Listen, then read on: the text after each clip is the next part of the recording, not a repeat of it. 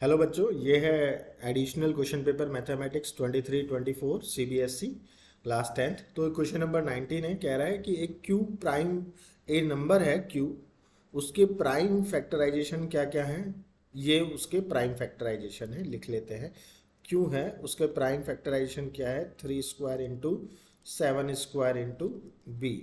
अब कह रहा है कि बी भी प्राइम नंबर है, लेकिन कौन सा नहीं है, 3 और 7 को छोड़ के। तो मतलब ये जो बी है बच्चों, बी क्या हो सकता है, 3 और 7 को छोड़ के हो सकता है, 2 हो सकता है, 3 नहीं, 4 प्राइम नंबर होता नहीं, 5, 7 नहीं हो सकता, 11, 13, ओके। एंड अब 17, 19 सो और 23 अप टू सो ऑन, ये हो सकता है। बट क्या नहीं हो सकता है, 3 और 7 नहीं हो सकता है। फिर उस पर कह रहा है based on the information of two statements are given below, one is assertion, अब के असर्शन है एंड एक रीज़न दिया हुआ है। तो हमें उसके स्टेटमेंट ध्यान से पढ़ते हुए हमें आंसर बताना है। तो असर्शन क्या कहता है, Q is definitely an odd number. Q is definitely an odd number. Is it is possible Q is definitely an odd number, क्या ये पॉसिबल है? तो देखिए, कुछ नहीं कह सकते कि Q क्या है, कि ऑड नंबर है कि इवन नंबर है। यहाँ पे देखिए, जो Q के फैक्टर हैं 3 एंड 7, तो आपको क्या देंगे, ऑड ही देंगे, है ना। बिकॉज 3 3 क्या होता है, अगर मैं लिखूँ 3 इंटू 3 क्या होता है, 3 इंटू 3 इज 9, और ये क्या होता है 7 इंटू 7 49।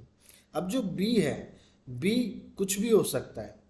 अब आपको पता है ऑड इंटू अगर इवन नंबर है तो वो हमेशा क्या देगा, हमें इवन ही देगा।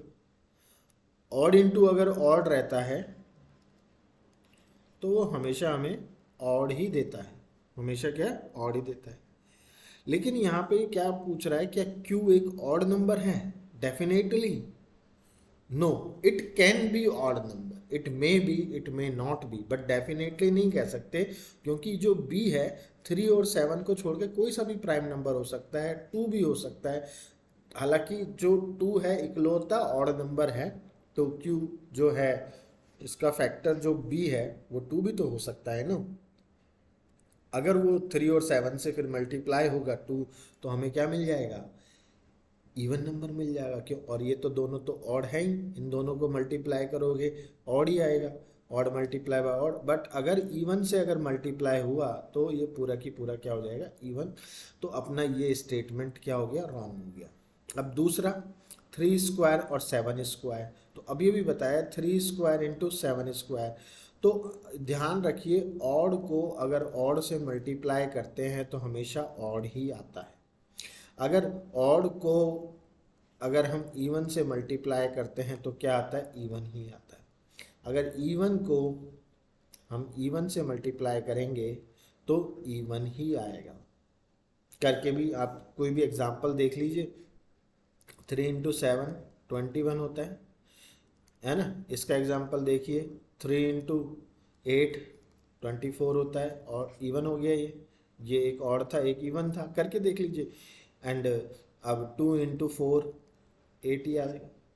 तो मतलब ये तो सही है कि मतलब ये दोनों ऑड नंबर है, तो इसलिए इन ये दोनों का प्रोडक्ट भी क्या होगा, ऑड ही होगा। लेकिन अपना असर्शन गलत है, तो अपना आंसर कौन सा हो जाएगा, D. A is false but R is true. तो आई होप आप सबको ये समझ में आया होगा। If you found any better solution of this, तो आप कमेंट पे बता सकते हैं। अगर कोई भी डाउट हो तो कमेंट करके पूछ सकते हैं। Okay students, bye bye, thank you.